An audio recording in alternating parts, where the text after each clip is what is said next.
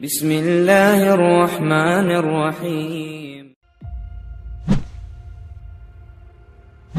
अस्सलामुअलैकुम दोस्तों, मेरा नाम आसिफ खान। दोस्तों, हर कौम को आगे बढ़ने के लिए अपने बुजुर्गों के बेहतरीन कारनामों को याद रखना बेहद जरूरी है। जो कौम अपने इतिहास को भूल जाए, उस कौम को गुमनामी के अंधेरों में धकेल दिया जाता है। आज मैं आपके सामने बहादुरी, शौर्य, साहस, देश प्रेम और बलिदान से भरी कौम कायम खानी कौम का इतिहास लेकर आया हूँ। कौन है कायम खानी? कौन थे कायम खां? और क्या सच में कायम खानी राजपूतों के वंशज हैं या फिर कायम खानियों को इस बारे में हमेशा झूठ परोसा गया? सब जानेंगे आज की इस खास वीडियो में।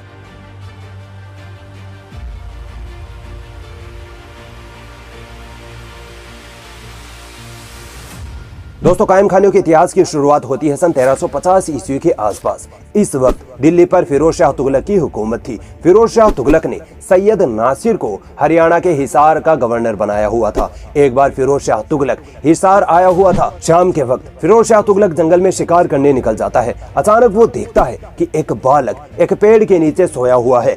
फिरोज शाह तुगलक ने उस वक्त एक अजीब ही मंजर देखा। वो देखता है कि जंगल के सारे दरख्तों की छाया आम दिनों की तरह नॉर्मल बन रही है, मगर जिस दरख्त के नीचे वो बालक सोया हुआ था, उस दरख्त की छाया एक तो उल्टी तरफ बन रही थी, दूसरा वो छाया ढल भी नहीं रही थी बल्कि बालक के ऊपर लगातार बनी हुई थी। इस मंजर को देखते हुए फिरोज शाह तुगलक हैरान रह जाता है और वो सोचने लगता है कि जरूर ये बालक कोई पीर, वली या कोई देवता है। जब वो बालक जागा तो अपने आप को सैनिकों से घिरा पाकर घबरा गया। फिरोज शाह तुगलक ने उससे कहा कि बच्चे डरो नहीं, हम तुम्हारे दुश्मन नहीं हैं। थोड़ी बातचीत करने के बाद फिरोज शाह तुगलक उस बालक को अपने साथ हिसार ले आते हैं। ये बालक था कौन? इस बात को जानने के लिए दोस्तों चलिए हम इतिहास में थोड़ा पीछे चलते हैं। दोस्तों, आपने गोगा महाराज या गोगा पीर का नाम तो जरूर सुना होगा, जो हिंदू और मुसलमानों के बीच एक आध्यात्मिक हस्ती मानी जाती है।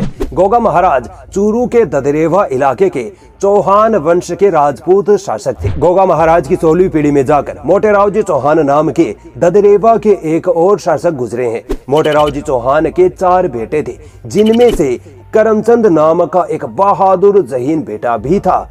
यही करमचंद वो बालक था जो फिरोज शाह तुगलक के दौर में जंगल में पेड़ के नीचे सो रहा था। चलिए दोस्तों, अब वो कहानी कंटिन्यू करते हैं। फिरोज शाह तुगलक जब करमचंद को अपने साथ हिसार ले आते हैं तो करमचंद के पिता मोटेराव जी चौहान को इसकी खबर मिलती है। मोटेराव जी चौहान आनन फानन में अपने जत्थे के साथ हिसार की तरफ निकल पड़ते हैं। जब मोटेराव जी चौहान हिसार पहुंचते हैं तो फिरोज शाह तुगलक उनके वेलकम के लिए दरवाजे पर ही खड़े मिलते हैं। फिरोज शाह तुगलक मोटेराव जी चौहान की ऐसी आवभगत, ऐसी मेहमान नवाजी करते हैं कि मोटेराव जी चौहान उनके इस व्यवहार से बड़े खुश होते हैं। थोड़ी बातचीत के बाद फिरोज शाह तुगलक मोटेराव जी चौहान से कहते हैं कि मैं आपके बेटे करमचंद को गोद लेना चाहता हूँ, मैं इसका पालन पोषण करना चाहता हूँ। फिरोज शाह तुगलक की इस बात को सुनते ही मोटेराव जी चौहान थोड़ा हैरान रह गए। सोचने लगे कि इतनी बड़ी सल्तनत का सुल्तान मेरे बेटे को गोद क्यों लेना चाहता है। उनको शंका हुई कि कहीं सुल्तान मेरे बेटे को जबरदस्ती मुसलमान तो नहीं बनाना चाहते। मोटेराव जी चौहान ने फिरोज शाह तुगलक के सामने यह सवाल रख दिया। फिरोज शाह तुगलक ने कहा कि हमारा धर्म इस्लाम इस बात की इजाजत नहीं देता कि किसी को जबरदस्ती मुसलमान बनाया जाए। आप निश्चिंत रहिए, आपके बेटे करमचंद के साथ किसी तरह की जबरदस्ती नहीं की जाएगी और ना ही उनके धर्म, रीति रिवाज, जाति और उनकी परंपराओं को बदला जाएगा। फिरोज शाह तुगलक के इस वादे से मोटेराव जी चौहान संतुष्ट हो गए और फिर वो करमचंद को वहीं छोड़कर ददरेवा आ गए। फिरोज शाह तुगलक भी करमचंद को सैयद नासिर के पास हिसार में छोड़कर वापस दिल्ली आ जाते हैं। कुछ सालों तक सैयद नासिर करमचंद की तालीम, शिक्षा, दीक्षा करता है और फिर 1356 ईस्वी के आसपास फिरोज शाह तुगलक का फरमान आ जाता है कि करमचंद को दिल्ली भेज दिया जाए। सैयद नासिर ने करमचंद को दिल्ली भेजने से पहले उनसे कहा कि तुम हिंदुस्तान की सबसे बड़ी सल्तनत के सुल्तान के पास जा रहे हो, इसीलिए मैं तुमसे रिक्वेस्ट करता हूँ कि अगर तुम चाहो तो मुसलमान बन जाओ। करमचंद भी अब तक इस्लाम धर्म की महानता से प्रभावित हो चुके थे, इसीलिए उन्होंने खुशी खुशी इस्लाम धर्म अपना लिया और फिर उन्होंने अपना नाम करमचंद से कायम खां रख लिया। ध्यान रहे, करमचंद कायम खां जरूर बन गए थे, मगर उन्होंने अपनी राजपूती आन बान शान को कभी नहीं छोड़ा। राजपूती रीति रिवाज, परंपराएं, संस्कृति को उन्होंने हमेशा अपने से जोड़े रखा। यहाँ तक कि मुसलमान बनने के बाद भी कायम खां ने 7 शादियां की और उनकी 7 पत्नियां हिंदू समाज से ही थी। फिरोज शाह तुगलक ने भी कभी कायम खान को इन चीजों से नहीं रोका। जैसा कि दोस्तों मैंने शुरू में आपको बताया था कि मोटे राव जी चौहान के 4 बेटे थे। इन 4 बेटों में से जैन सिंह, जबर सिंह और करमचंद ने अपनी मर्जी से इस्लाम अपना लिया था।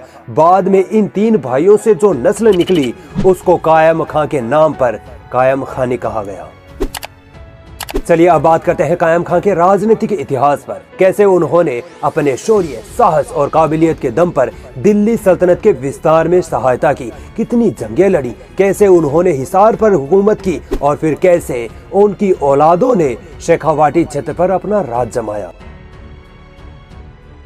दोस्तों कायम खान जब दिल्ली पहुंचते हैं तो उनकी काबिलियत को देखते हुए फिरोज शाह तुगलक ने उनको कई बड़े बड़े ओहदे दिए। फिरोज शाह तुगलक के साथ मिलकर कायम खान ने कई बड़ी बड़ी जंगें लड़ी और फतह रहे। कई बार खूंखार मंगोलों को भी कायम खान ने अपनी बहादुरी के दम पर पराजित किया था। इसी बीच हिसार के गवर्नर सैयद नासिर, जिन्होंने कायम खान का पालन पोषण किया था, वो बीमार पड़ जाते हैं और वसीयत करते हैं कि मेरी जगह कायम खान को हिसार का गवर्नर बना दिया जाए।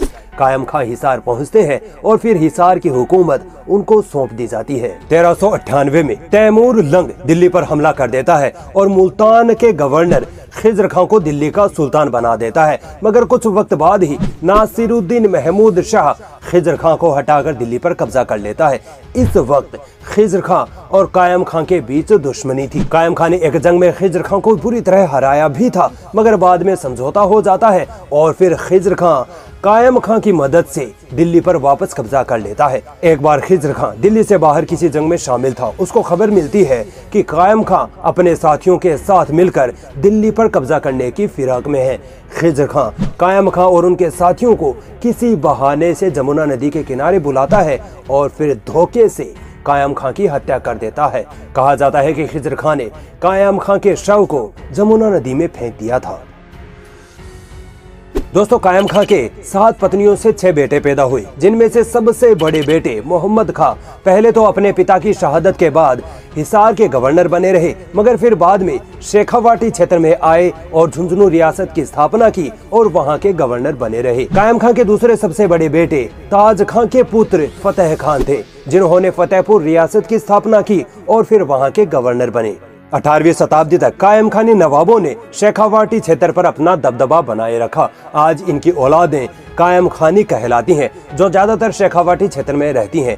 चूंकि दोस्तों कायम खानी राजपूतों से निकले माने जाते हैं, इसीलिए आप देखेंगे कि कायम खानी मुसलमानों के ज्यादातर रीति रिवाज राजपूतों से मिलते जुलते हैं। कुछ लोगों का कहना है कि परंपराएं और संस्कृति समाज के हित में होती है, मगर जब यही परंपराएं समाज पर बोझ बनने लगे तब इन परंपराओं को खत्म कर देना चाहिए। शादी ब्याह में ऐसी परंपराओं के चलते न जाने कितने ही गरीब परिवार जिंदगी भर के लिए कर्ज में डूब जाते हैं।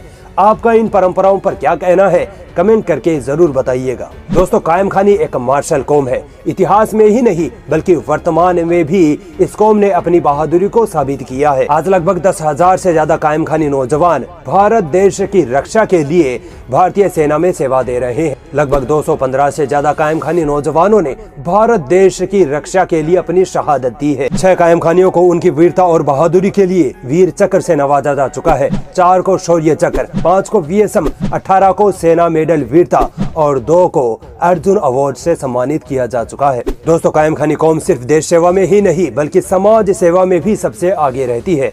गरीब जरूरतमंदों की मदद करना, उनके लिए राशन की व्यवस्था करना, शिक्षा के क्षेत्र में काम करना, समाज की कुरीतियों को खत्म करना, हर वो काम जिससे समाज का कल्याण हो सके, कायम खानी कौम बढ़ चढ़ कर वो काम करती है। आखिर में इस बात के साथ अपनी वीडियो खत्म करूंगा कि राजस्थान की ये भूमि बंजर जरूर है, मगर ये भूमि कभी बुज़दिल पैदा नहीं करती। जब तक इस भूमि पर कायम खानी जैसी कौम मौजूद है, तब तक राजस्थान की ये भूमि वीरता और बहादुरी में सबसे ऊपर नजर आएगी।